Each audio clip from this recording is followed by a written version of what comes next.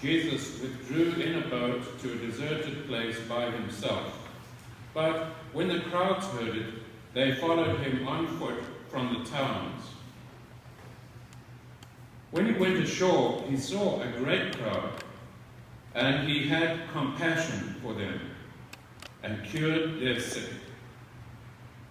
When it was evening, the disciples came to him and said, "This is a deserted place, and the hour is now late. Send the crowds away so that they may go into the villages and buy food for themselves." And Jesus said to them, "They need not go away. You give them something to eat." They replied, "We have nothing here but 5 loaves and 2 fish. And he said, "Bring them here to me." Then he ordered the crowds to sit down on the grass. Taking the 5 loaves and the 2 fish, he looked up to heaven and blessed and broke the loaves and gave them to the disciples. And the disciples gave them to the crowds. And all ate and were filled. And they took up what was left over of the broken pieces, 12 baskets full. And those who ate were about 5,000 men, besides the women and children. The Gospel of the Lord. Praise to you, Lord Christ.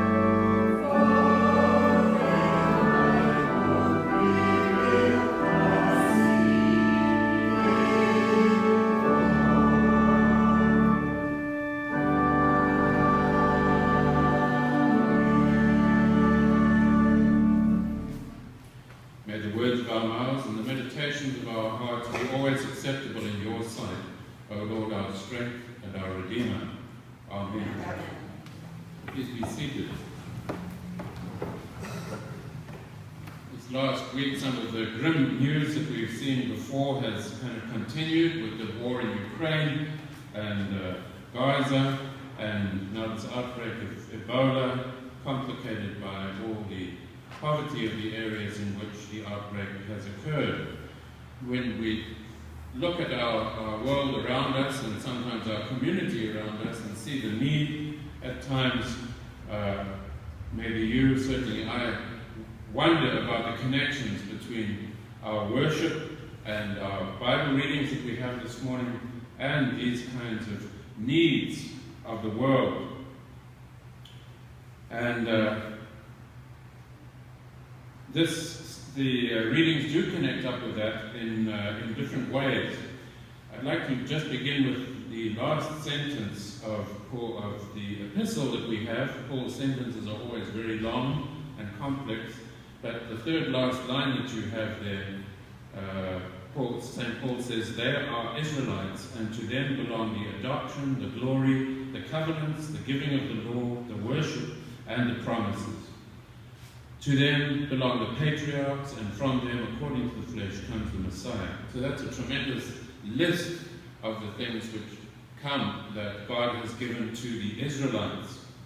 And this section of Paul's epistle to the Romans begins 2 or 3 chapters of how he sees the role of people who follow Jesus Christ in relationship to the Israelites.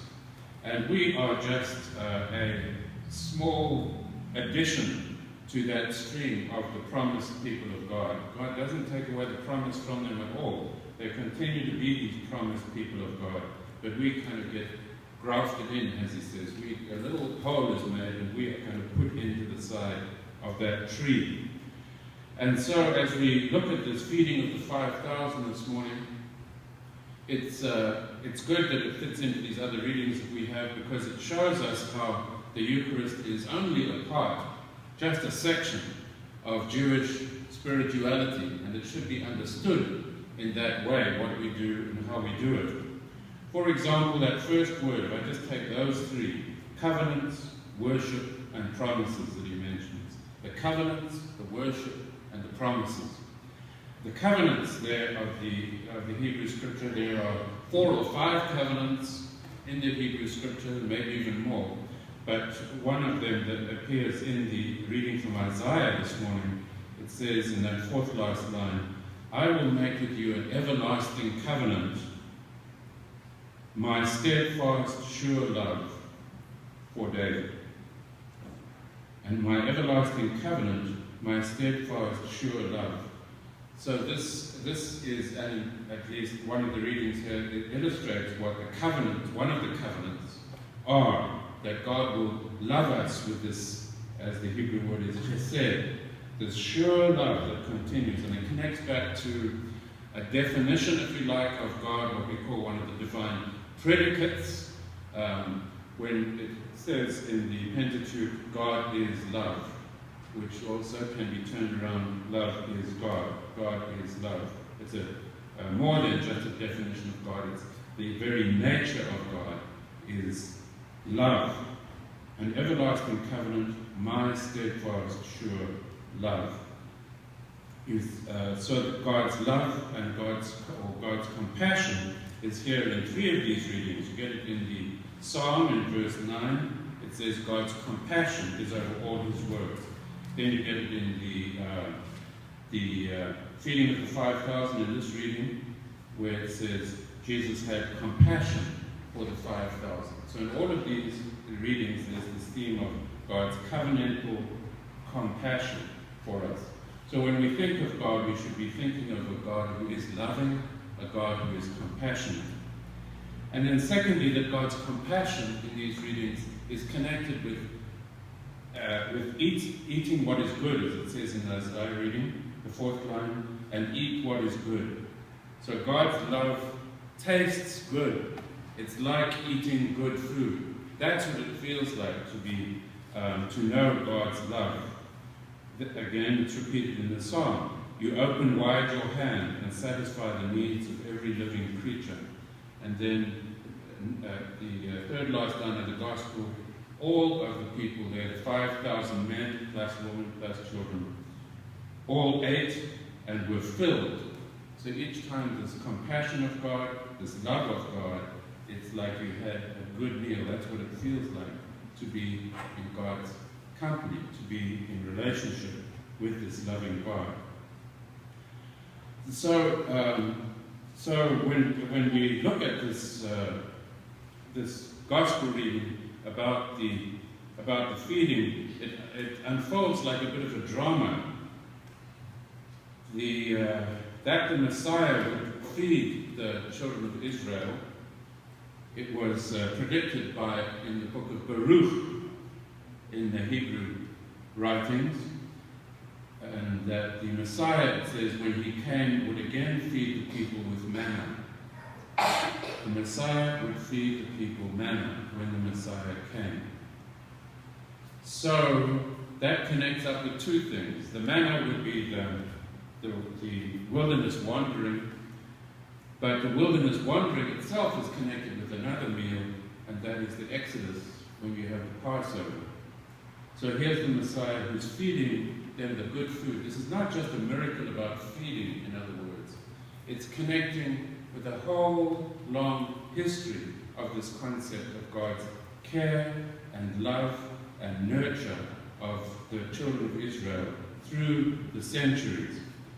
And this is when Jesus has compassion on them, he is then acting within this whole stream of the history of God and his relationship to his people.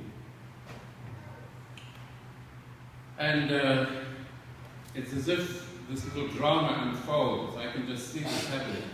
Jesus heals the people after he gets off the boat, which again is why we have the healing in connection with the Eucharist.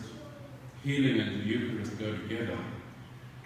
But then there's a kind of pause, and the disciples notice something which surely Jesus has already noticed, that they're out in the middle of nowhere. They have a huge crowd of people, 5,000 men, plus maybe 5,000 women, plus even more children, at least 15,000, maybe 20,000 people, and there's no food there. Oh, they say there's no food. You can almost hear Jesus saying, really? And then the provocation goes up. Jesus says to them, well, you give them something to eat. Now, can you imagine how they would feel when he said that? They've been together, they know this, he knows that there's no food there. So they say, well, we don't have any food. You can see the drama that's going on here. And then Jesus says, what do you have? And then they say, well, there's fish and a few rolls.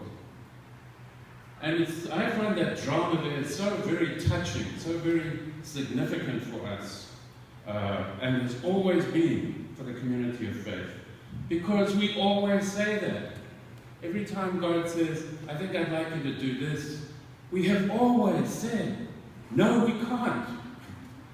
Think of Abraham to begin with, that when the three angelic visitors come, they say to him, this time next year you're going to have a child.